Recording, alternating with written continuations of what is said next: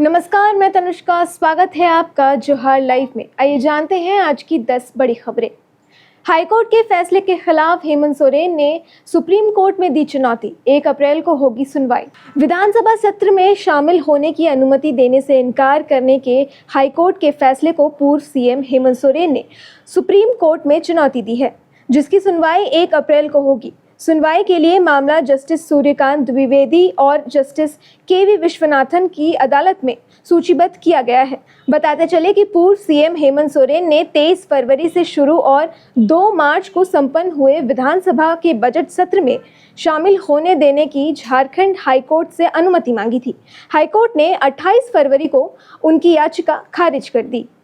झारखंड में 1 अप्रैल से बदल जाएगी न्यायिक सुनवाई की समय सारणी, निर्देश जारी। झारखंड की जिला अदालतों में न्यायिक सुनवाई की समय सारणी 1 अप्रैल से बदल दी जाएगी। इसकी सूचना के लिए झारखंड हाईकोर्ट ने पत्र जारी कर दी है, जिसमें बताया गया है कि रांची सिविल कोर्ट समेत राज्य की सभी निचली अदालतों में सुनवाई अब मॉर्निंग में होगी। मॉर्निंग कोर्ट में अदालत के कामकाज का समय सुबह 7 बजे से दोपहर 12 बजे तक निर्धारित किया गया है।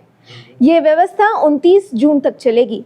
50,000 कैश ले जा रहे हैं तो हो जाइए सावधान, आचार संहिता के जान लें ये नियम। देश में स्वतंत्र और निष्पक्ष चुनाव कराने के लिए चुनाव आयोग कुछ नियम लागू करता है। चुनाव आयोग के उन नियमों को आचार संहिता कहा जाता है। आचार संहिता चुनाव की तारीख की घोषणा के साथ लागू हो जाती है और चुनाव प्रक्रिया पूरी होने और वोट की गिनती होने तक लागू रहती है। इस नियम के लागू होने के बाद राजनेताओं से लेकर आम जनता तक सभी पर कई तरह के प्रतिबंध लगाए जाते हैं और इसका उल्लंघन करने वालों के खिलाफ कार्रवाई भी की जाती है। आपको बता दें कि लोकसभा चुनाव की तारीखों का ऐलान हो चुका है और देश भर में आचार संहिता लागू है। पलामू में डीसी के नाम से बनाया गया फर्जी फेसबुक अकाउंट, प्रशासन ने किया लोगों को आगाह। पलामू डीसी के नाम से किसी ने फर्जी अकाउंट बना लिया है। इस अकाउंट में कई लोग जुड़े हुए हैं। हालांकि जब प्रशासन को इसकी जानकारी मिली तो इसे बंद करने की कवायद की जा रही है। लोगों से इस अकाउंट से भेजे गए किसी भी मैसेज का जवाब न देने और अकाउंट को ब्लॉक करने की अपील की गई है। फर्जी फेसबुक आईडी लॉक है, जिसमें पलामू के वर्तमान डीसी शशि रंजन की फोटो डीपी में लगी हुई है। गौरतलब है कि इससे पहले भी पलामू उपायुक्त के नाम से फर्जी फेसबुक अकाउंट बनाकर यूजर्स को गुमराह करने की कोशिश की गई थी। रामगढ़ सड़क हादसे में एक वृद्धा की मौत, 2.5 लाख मुआवजा मिलने के बाद उठा शव।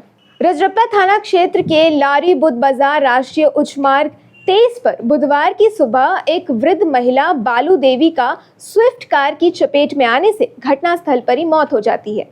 घटना की सूचना मिलते ही आसपास के ग्रामीण दौड़े और कार चालक को पकड़कर धुनाई की। पलामू में एक अपराधी समेत 2 लोगों की गोली मारकर हत्या कर दी गई। हाल ही में जेल से बाहर आया था अपराधी। जेल से छूटकर आए एक अपराधी समेत 2 लोगों की बेरहमी से हत्या कर दी गई। दोनों के शव घर में एक ही जगह से बरामद किए गए। घटना की जानकारी मिलने के बाद पुलिस मौके पर पहुंची और शवों को कब्जे में ले लिया। साथ ही पूरे मामले की जांच भी कर रही है। नगर निगम की अपील, डस्टबिन में ही डाले कचरा, शहर को बनाए स्वच्छ, अन्यथा होगा जुर्माना। अगर आप भी कचरा डस्टबिन में नहीं डालते हैं तो अपनी इस आदत को बदल डालिए, क्योंकि रांची नगर निगम अब सख्ती बरतने की तैयारी कर रहा है, जिसके तहत इधर उधर कचरा डालने वालों पर एक्शन होगा। वहीं उन पर एक्ट के तहत कार्रवाई और फाइन भी लगाया जाएगा। स्वच्छ भारत मिशन के तहत एक अभियान चलाया जा रहा है। वहीं लोगों से रांची नगर निगम अपील कर रहा है कि लोग कचरा अलग अलग डस्टबिन में ही डालें। साथ ही ये कहा जा रहा है कि शहर को साफ और स्वच्छ बनाने में हर किसी की भागीदारी जरूरी होगी।